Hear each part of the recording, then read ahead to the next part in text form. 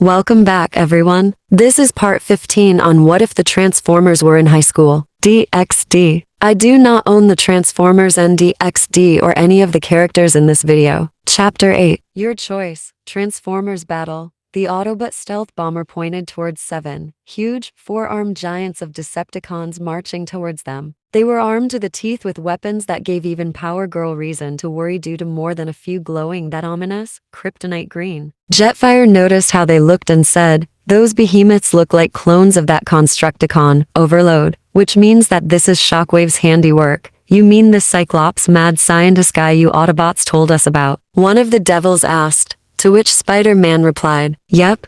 And it looks like they got weapons to spare." Sky Lynx landed beside them as the 7 Goliaths charged at them, and said, "Managed to hit Bruticus combination cog. Now he's back to the individual combaticons that make him up." Pyra Magna and the other torchbearers are currently keeping Onslaught and his motley crew occupied while we take out the scrap, and 903 added morbidly, "Whether that's a good thing or bad thing is up in the air, considering the kind of bot Onslaught is. Speak of the devil, no offense." RC added, then apologized to Surzix and the other devils as the individual combaticons made themselves known along with the Constructicon clones. Looking behind them, Sky Lynx saw the coral green and red team being swarmed by thousands of Insecticons and Decepti-drones. It appeared that they will be unable to distract the combaticons, let alone merge into Victorian. None was taken, RC. "I actually like that facsimile," Surzix said, to which one of the devils up in the air shouted below, "Lord Lucifer." The Decepticon identified as Sixit has been spotted heading for that horde of Decepti-drones a few blocks that way. Surzix looked at where that one devil pointed as he said that, and his expression turned pale as he realized where it was Sixit was headed. Graphia gasped as she said what her king or husband thought.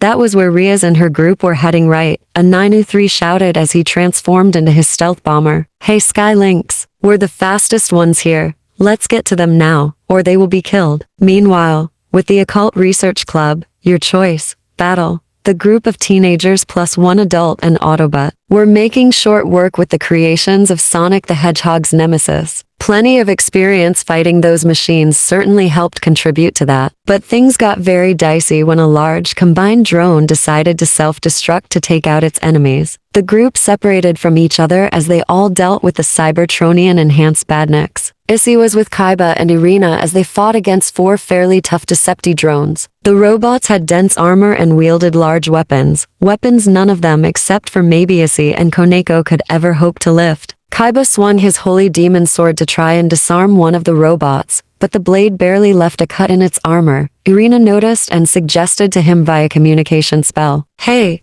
Kaiba, try and aim for the eyes." Kaiba quickly did as suggested and used his sword to thrust it into the robot's eyes. The robot briefly struggled until Kaiba activated his balance breaker, and sword blades erupted from within the body of the Decepti drone, sparks flying as it slumped to the ground motionless. 2 of the drones noticed and targeted Kaiba as his guard was down, but they left themselves open for Irina and Issy to target their weak points and ultimately use the opportunity to destroy the CPU units in their bodies. This left one badnik left, and the robot was smart enough to use its armor to shield its eyes as the 3 teenagers went after the drone.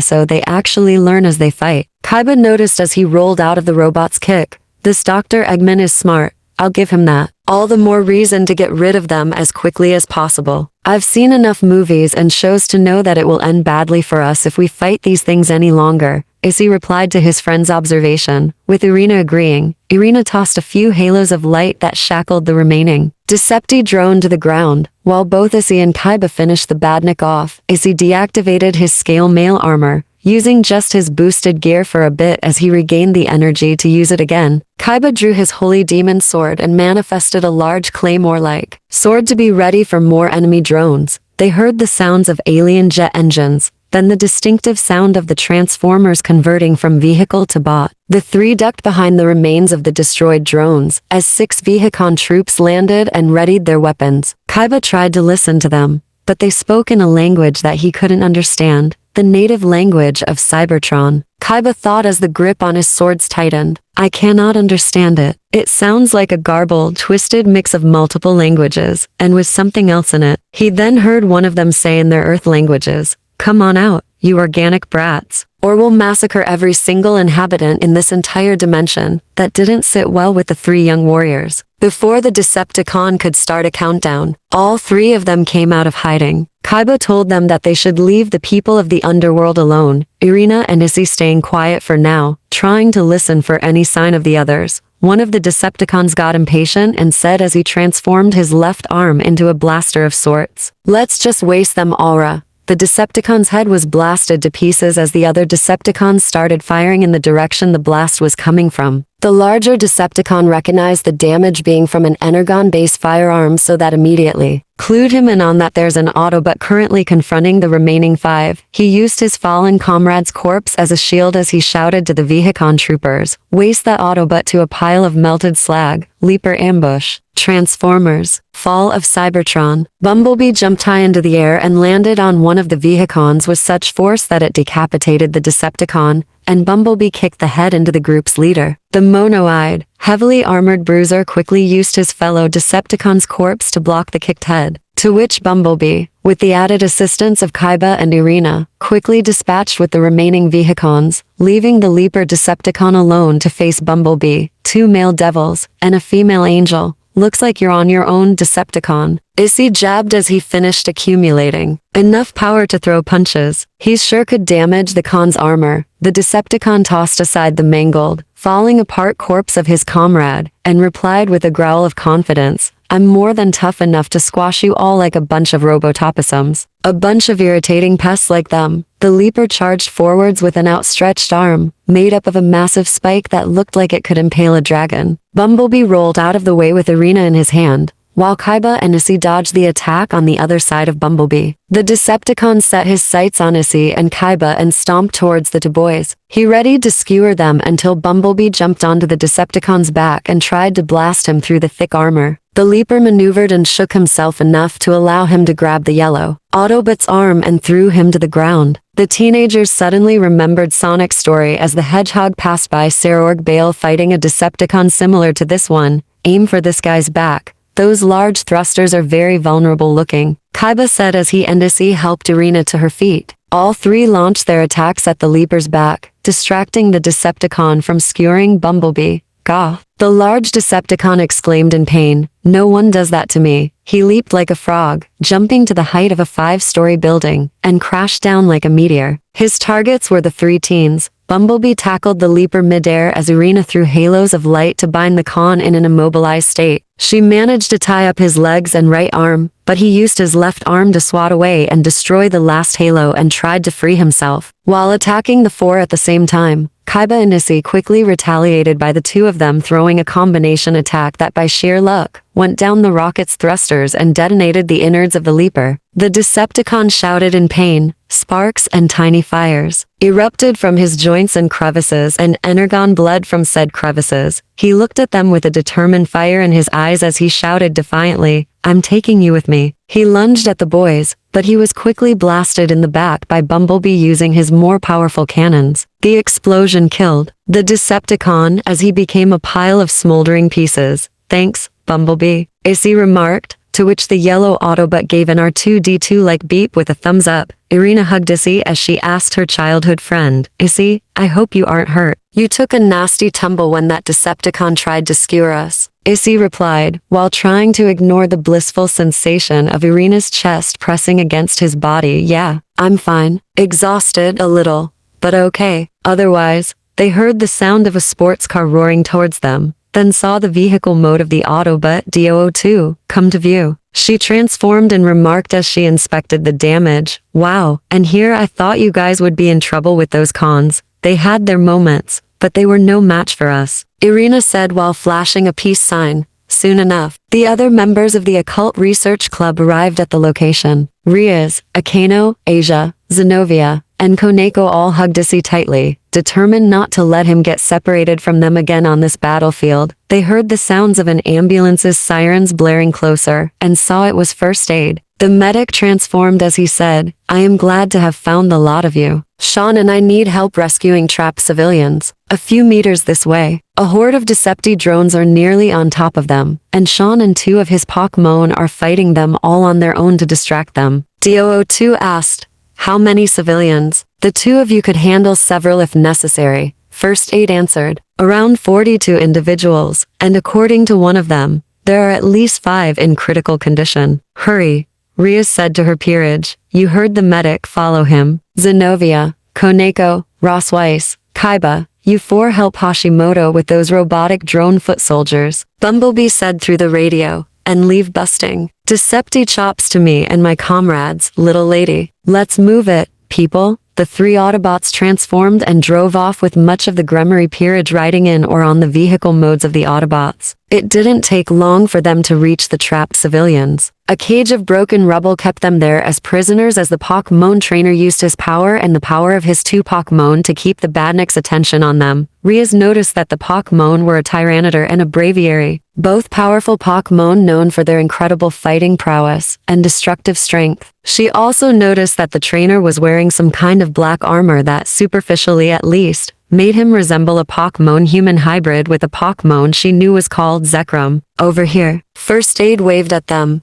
That was when Riaz said, Issy, help Bumblebee and DO02 with freeing the trapped individuals. Akano, Irina, Gasper, Asia, and I will get the people out. Leave getting help to me, Miss Gremory, Sean said as he crushed the head of one of the Decepticon-controlled Badniks. I'll head to the safe zone to get an extraction team and medical to help with the evacuation. Sean headed off with incredible speed to the safe zone, his Braviary following close behind while his Tyranitar obliterated numerous Decepti drones and forced them back. The swarms of the Mad Doctor's mass-produced machines just kept coming, to a point where the Autobots present had to leave the group to deal with some Insecticons that were far back in the Sea of Badniks. Issy was instructed to ensure a pathway was made clear for escape, should the need for retreat arrives. It didn't help that some of the Badniks attempted to separate them again by self-destructing. Issy remained steadfast in his duty and made certain that the escape route remained secure and free. The thick plumes of smoke from the demolished drones have made visibility pretty obscured,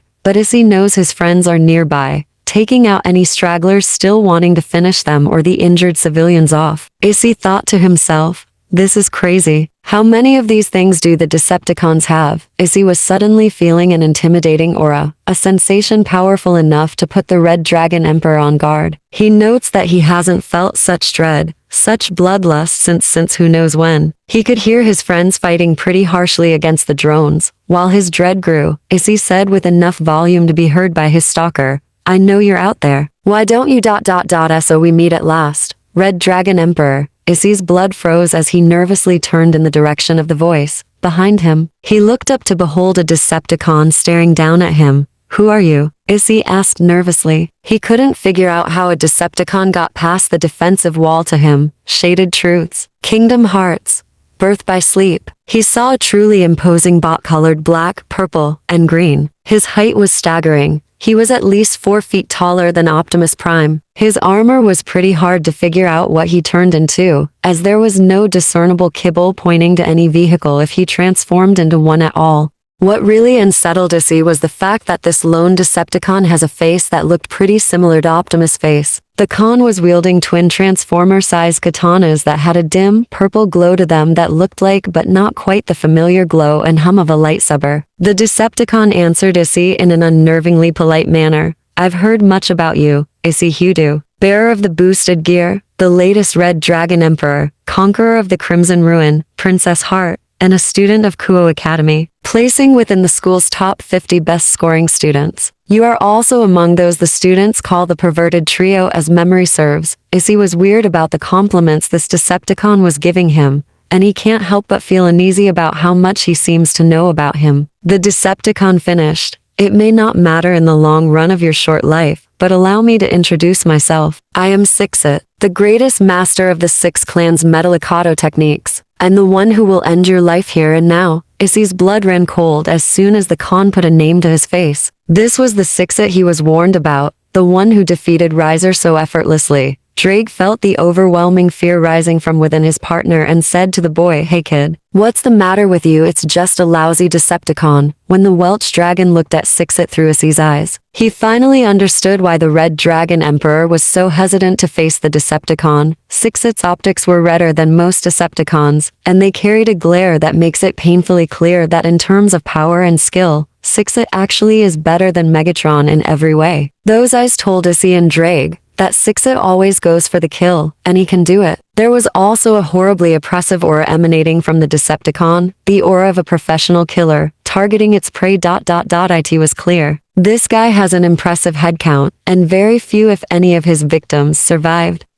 Guys, was what Issy tried to say, but it came out as barely audible gasps that seemed to choke him into silence. What's going on? I can barely make a peep, Issy thought as Sixit added. It is a shame that I have orders to face you and not hold back. Otherwise, I would have longed to face you at your maximum power. I would have felt some gratification from our battle, especially after having dispatched with that emphatically virtuous hero, Dr. Voodoo, some time ago. Prepare yourself, Red Dragon Emperor, for the end. Sixit crouched down in a stance like a sprinter, his blades arched behind the warrior, and as he managed to break out of his fear-induced trance to activate his scale mail armor and got into a fighting stance. Underneath his faceplate, Sixit smirked, remarking how even in a total state of the instinct to flee, the boy stood his ground. Issy's heart was racing at a feverish pace. He swore it pounded so loudly that it sounded like his heart was in his ears. Keep it together, Hoodoo. Remember what Hashimoto taught you, Issy thought in his mind as Sixit's stance tightened, a telltale sign that he was ready to strike. But before Issy could ready himself for a counterattack, Sixit vanished with kicked up dust, that being the only indicator he was there in the first place. Drake exclaimed to Issy, "Behind you." Issy turned around to see Sixit's back turned towards him. One of Sixit's swords was low to the ground, and another raised high in a finisher kind of manner. Issy tried to attack, but he suddenly felt very weak and cold. Sixit's attack was practically instantaneous. Barely a second had passed before he dealt the Red Dragon Emperor a crippling blow. Issy fell to the floor, a large pool of blood forming from underneath him. The attack was so fast, Issy thought, that his nervous system didn't even register that he had been cut by Sixit's blades. Sixit sighed as he said, "A shame you humans die so easily, or else I would have found some semblance of satisfaction in regard of your,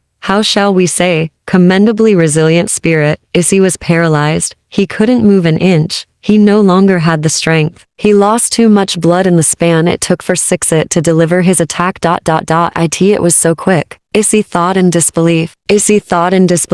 His mind starting to fade as he couldn't even hear Drake shouting at him. Now I get it. This is what makes Sixit so terrifying. Sixit hovered over the diminutive human and readied to cut off his head. The powerful Decepticon warrior said with finality, "Farewell, Issy Hoodoo, the Red Dragon Emperor, manic lover of the memories of your species females. I will remember your resolve well, even under the tremendous fear you had in your spark." Sixit was primed to deal the killing blow, but his sword was knocked out of his hand by a lightning bolt from a Kano. Riaz and his other friends rushed over to his side as Asia tried to stop Issy's bleeding and keep him alive. The rest of the Gremory peerage were ready, confident even, that they can take this Decepticon down. "You will pay for hurting Issy, metal asshole," Koneko said ferociously as she got in a fighting stance, poised to kill her target. Sixit responded to the Gremory peerage with an amused chuckle, and said as he picked up his blade, "Ah yes, the boy's comrades and master, Riaz Gremory, the Crimson Princess of Ruin." He bowed like a knight as he added, "I have already introduced myself to the Red Dragon Emperor, but I'll gladly do so again for you. I am the greatest disciple of the Six Clans' teachings, Sixit." The Kuo town residents immediately felt their blood run cold once they pinned the name to the bot. Their confidence instantly turned to overwhelming dread. "Unless you wish to join the Red Dragon Emperor in death, you will stand out of my way," Sixit said as he readied another strike. But Kaiba attacked first, replying to his foe, "Not today. Zenobia, Ross Weiss, Koneko, let's tear this piece of scrap apart." The three joined the knight and attacked Sixit all at once. Riaz, Gasper, Akano, and Irina quickly unleashed all their attacks as well. "Wait," Issy weakly uttered too late, as before the combined might of their attacks landed, Sixit vanished and with 3 swings of his sword, all of them, minus Asia, were swiftly defeated. If the situation wasn't bad enough, Sixit managed to do to Kaiba what he did to Riser almost 10 days ago and completely severed the Knight of Ria's left arm off. The others received critical wounds themselves, blood pooling under their limp bodies. Alive but very weak, a pathetic, but otherwise admirable effort. "A shame you were outmatched. I did warn you," Sixit said to them all, a few of them already passing out from the shock. Ria's tightly applied pressure to her wound as she could only reply to the Decepticon with a scornful scowl. Her consciousness started to fade in and out as Sixit said next, "This is quite disappointing," he remarked as a flick of his wrist shook off the blood that clung to the blades. "I expected more out of Irina Shido, Akeno Himejima, Koneko Taju, Yudo Kaiba, Zenobia Korda, and the bodyguard of Odin, Ross Weiss. For warriors of your reputation, it seemed I had overestimated your abilities. Asia Argento is a healer, so I wouldn't expect her to be much of a fighter. But the Dampier Gasper Vladi, his power I've heard is greater than any vampire in your history." Gasper tried to use his sacred gear against the Decepticon, but Sixit simply flicked his finger behind his head, it generating enough force to knock Gasper out. "And you, Ria's Gremory, are the biggest disappointment of all," Sixit said, completely unfazed by the hateful glares he got from everyone who was still conscious. "I've heard everything about you, a brilliant tactician, a gifted magic user of the Bale family's destruction magic, all of it. And based on what I've seen from my duel with you, you're nothing but a helpless little girl who should have just looked down and stay out of your games." Sixit shot the shocked Ria's a glare that cut deep into the very core of her being. "You are a weak and stupid little girl believing that she is something special. But you are not special, you never were if this is all you can manage." Ria's felt those words cut deep, deeper than the blades could ever get. Something in her mind snapped, and Ria's felt what little resolve and strength leave her. Like the last breath of air from a living creature, Sixit calmly walked to the scowling Issy, still defiant, especially after the woman he loved being torn down verbally by this transformer. The Sixth Changer held his sword like an executioner's axe and aimed to decapitate Issy. Rias felt the immense fear of effectively a little girl seeing her worst nightmare in the waking world. She struggled to reach Issy as she feebly begged Sixit to stop, trying desperately to get the Decepticon to spare her beloved's life. He swung his sword down to the Red Dragon Emperor as Rias screamed her plea, but suddenly, a large sword sailed through the air. Sixit sensed this immediately and knocked the Decepticon back several yards as the Sixth Changer barely blocked the attack. The sword spun like a rotor blade until it was caught by an Autobot.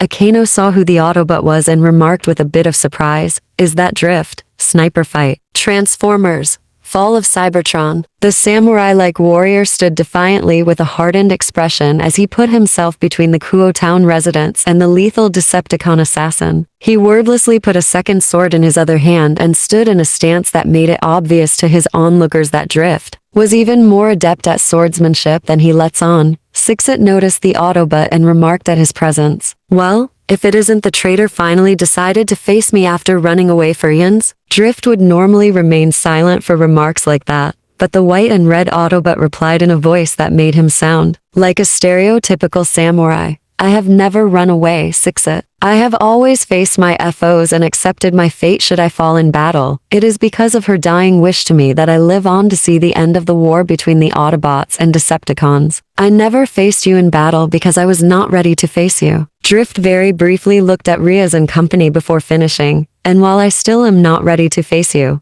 I seem to have little choice now, because I will not let you harm these children any further. Today is the day you fall at my blades." Sixit didn't hide his excitement in his face. He merely readied his blades as he replied, "It's funny that you say that because that was what I was going to say to you. Lord Megatron will be pleased if I bring your severed head to him." Deadlock, Issy wondered to himself as the two Transformers clashed blades with such power and speed. The swords, colliding with each other, sounded like lightning discharging. He was puzzled by what the T said. What did Sixit mean by calling Drift a traitor? Why did he call him Deadlock, Koneko, Zenobia, Akeno, Ross Weiss? And Rias heard Issy wondering as they bore witness to a duel that seemed to put any sword clashes in fiction to utter shame. They were wondering the same thing, mostly because when they met Drift, he kept much of his past a secret. Who was Drift exactly? Could he be the traitor Optimus Prime suspected was among their ranks? Drift's skills with swords are really impressive, practically godlike or beyond. But the group noticed that it seems that Sixit was simply too strong. Drift may be aggressive with his swordsmanship,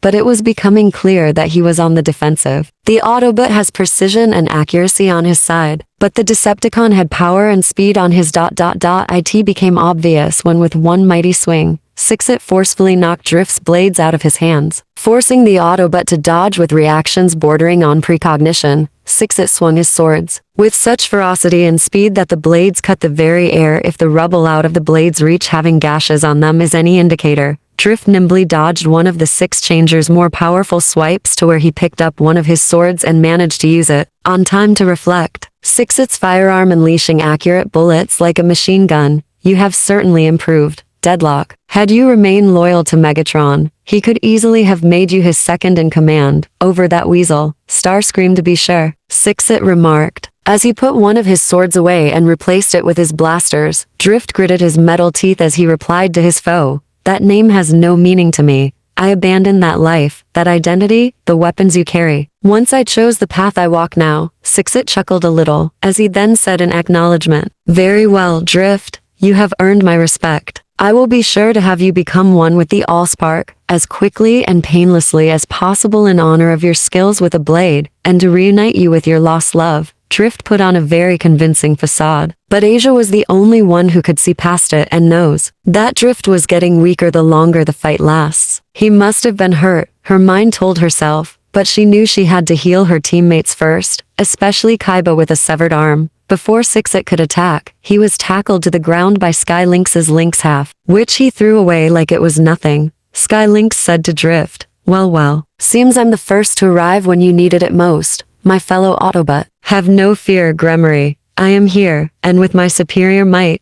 this Decepticon will become a pile of spare parts faster than you can say." Goodness, how superior is Skylynx in the art of battle? Drift quickly replied to Skylynx's arrogant claim before Riaz could respond. Your opponent is Sixit, and he has gotten stronger since he took down a Guardian single-handedly. Do not underestimate him. Skylynx. Kaiba recovered enough thanks to Asia to sit up and notice Sixit getting back up on his feet. He also noticed that Skylynx merged into his full-power Dynablast form, and several Autobots, Bumblebee, D002, a 903, Pyra Magna, and Bulkhead, and two superheroes Spider-Man and Hulk, line up beside them. Pyra Magna transformed and left to help her team.